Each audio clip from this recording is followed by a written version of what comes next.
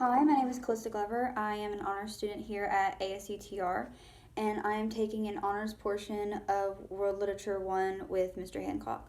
For my extra honors assignment, I am to speak about a theme in the play Hamlet by William Shakespeare, and the theme that I'll be discussing today is the one that is, in my opinion, the most prevalent, which is one corrupt action can lead to a cycle of corruption and death. I feel that Shakespeare shows this theme throughout the play very well, and to really start on that, we need to start at the beginning, which is the one corrupt action that ends up leading to the cycle. The corrupt action that does this is Claudius murdering his brother because of his greed for power. This is the action that really starts it because the action's been done, and slowly after this, corruption will start to bleed and infect the other characters throughout the play. Now you might think, since Prince Hamlet is the character that really tries to prove Claudius's guilt, that he's the one that becomes corrupt next, but actually there is a middleman between Prince Hamlet's corruption and Claudius's, which is actually King Hamlet in his ghost form. We see this because King Hamlet visits Prince Hamlet while he is a ghost, and when he does, he makes Prince Hamlet swear to seek vengeance for him. If I was a king and my brother murdered me so he could marry my wife and take my throne, I would be understandably angry and I would want justice. So for King Hamlet to be angry and upset that he was murdered is not the problem, but instead of wanting justice, he rather wants revenge, which is what shows the corruption within his spirit. Another thing that might suggest that he was corrupt or that he had corruption was that later in the story there is talk about heaven. As we can see, because King Hamlet's ghost is there, he's obviously not in heaven. So it can be said that maybe he's not in heaven because he's at unrest because he was murdered, or it could be because his spirit became so corrupt in the want for revenge that he couldn't go to heaven. Because in this, they really talk about actions and things like that as in terms of going to heaven, not really salvation and things like that that most Christians believe today. After making his son vow revenge, this is when Prince Hamlet starts to unravel. He starts to act mad to give Claudius a false sense of security, but in doing so actually becomes mad himself. This can be said where the corruption within him starts because he's torn, because he wants to get justice, he wants to get the revenge that he promised his father he would give him, and he also wants to learn the truth. Him wanting to learn the truth or receive justice isn't really corrupt actions. The revenge is really what gives the hint of corruption.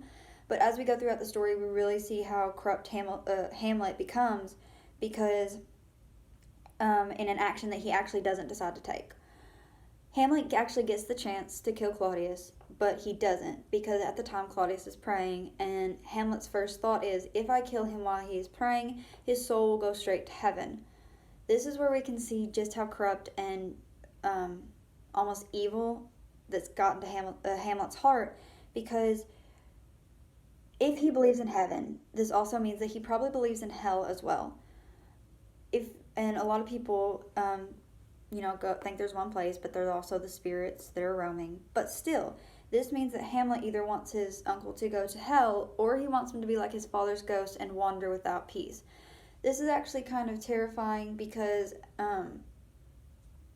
we know, those who believe in heaven and hell do know that hell is a very terrible place, that it's a never-ending lake of fire, there's no rest, there's constant torment. So the fact that it's even suggested that Hamlet might want his uncle to go there is actually very terrifying. And even if he just wanted him to be like his father's ghost and have no peace in the afterlife for the rest of eternity, is also quite terrifying and rather messed up, in all honesty. He ends up even making another action that shows his corruption, and that is when Hamlet kills Polonius. You might think, why is this action corrupt? Because Polonius was spying on him and his mother Gertrude, and if Polonius had been caught and not stabbed, he probably would have gotten into a lot of trouble. That probably was a punishable offense. The corruption here was more or less just like not killing Claudius was Hamlet's intention. He thought this was Polonius behind. He didn't think it was Polonius by the curtain. He thought it was Claudius. So he's like, if I stab him and kill him here, he's no longer praying, so his soul will not go to heaven. So this again is like with the moral aspect of his soul and how Hamlet wanted his uncle to either go to hell or not get to go, or at the very least not get to go to heaven. So this ends up showing just how corrupt Hamlet's become because he was thinking stab first, ask questions later. Now, Polonius himself, it wasn't an innocent death, but he also was not corrupt. Spying does not actually make him, a corrupt or evil person. He was spying just to see if Hamlet was in love with his daughter Ophelia, but he still was spying, so that means he was not an innocent death. But this goes to show that sometimes corrupt actions leads to the death of people who aren't actually corrupt themselves, and that in turn ends up rolling into Ophelia's death. Ophelia also was not someone who was corrupt, but it was rather Hamlet's corrupted actions of killing her father, which led to her drowning herself. She can really be seen as the only innocent death. I say innocent because she didn't become corrupted, as some of the other characters already are in the story or will become and then later die. Also, she didn't do anything stupid which caused her death. Polonius did something stupid. He decided to spy, which ended up him being at the wrong place, the wrong time, and that ended up with his death. Even King Hamlet, who we don't hear that much about, is hinted to not be the best king, so it's really hard to say whether or not he was an innocent death. And he does become corrupt later in spirit. And speaking of corruption, Polonius and Ophelia's death end up helping aid into the corruption of Laertes, who is Ophelia's brother. Is it wrong for him to really want justice after hearing that his sister and father were killed? Not exactly, no. Him wanting justice is a fine thing because Hamlet did commit murder. Hamlet did commit murder when killing Polonius, but he didn't really want justice. He really wanted revenge, just like King Hamlet did. And in doing this, he also opens an ear to Claudius, which allows Claudius to manipulate and further corrupt him by pushing him towards the sword fight scene when Hamlet returns. This also shows Claudius's corruption and how it can spread to others. We can see here his actions affected Hamlet, and now he's added more to add fuel to the fire by putting Laertes in a rage against Hamlet. This actually shows how manipulative Claudius can be, which also is a trait that can suggest corruption. And Laertes shows his corruption also because he allows his rage to blind him from reality, because he's really just listening to what Claudius is saying and in the blame for Hamlet, because he wants someone to blame for these deaths, because that's what most people that grieve do. They want someone to blame. And then we go into the sword fight scene, which also shows some of the corruption of the character along with the death that comes from it. As discussed, we see in this scene how Laertes' corruption in his vow for vengeance, we see how that has corrupted him. And then we also see more corruption from Claudius. Surprise, surprise. It's shown because he knows that Hamlet doesn't really see this as a fight to the death, like he does or Laertes does. He also commits another act fueled by corrupt motives because he poisons the cup of wine. So he wants to make sure that Hamlet dies. So this is showing his corruption as well.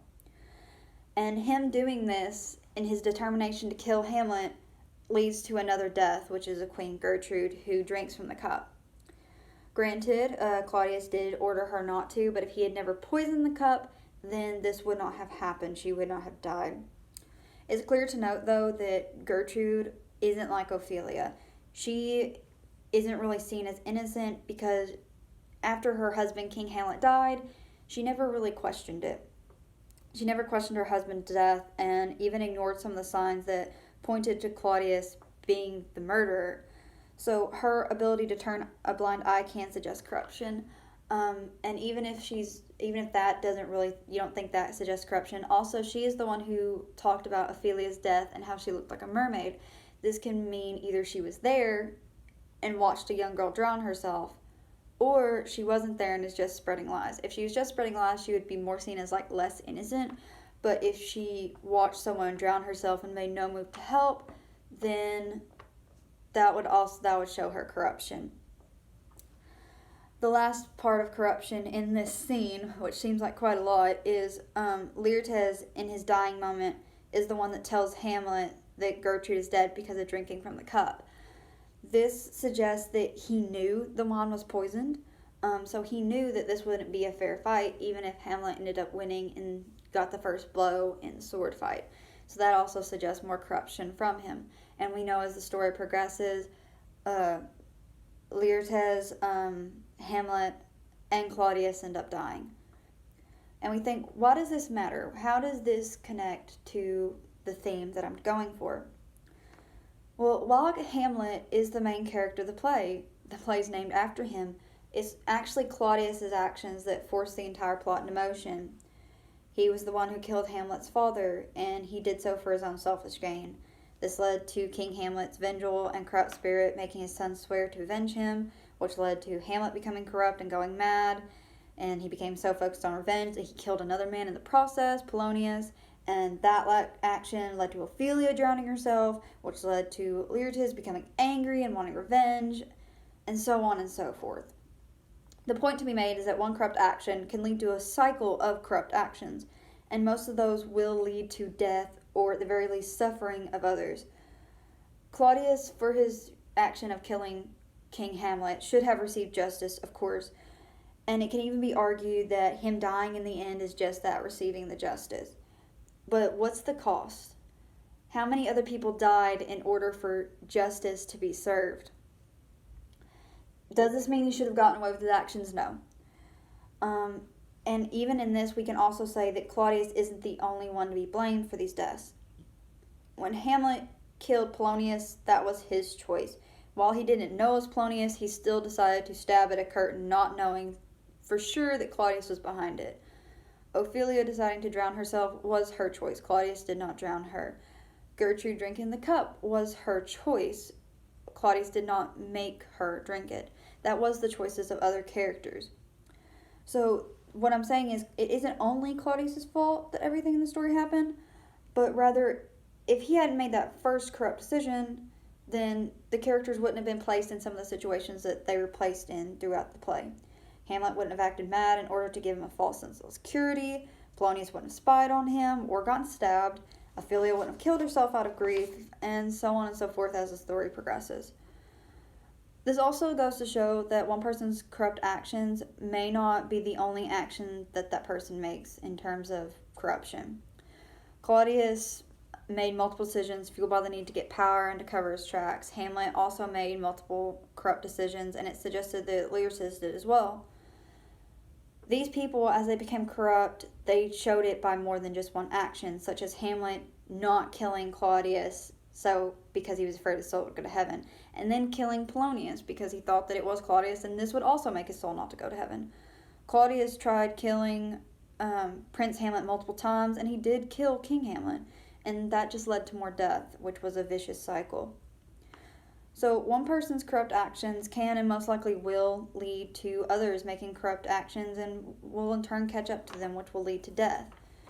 To quote John Green from the crash course for the Hamlet video, each murder must be answered by another until there is no one left who can die. Thank you. Have a good day.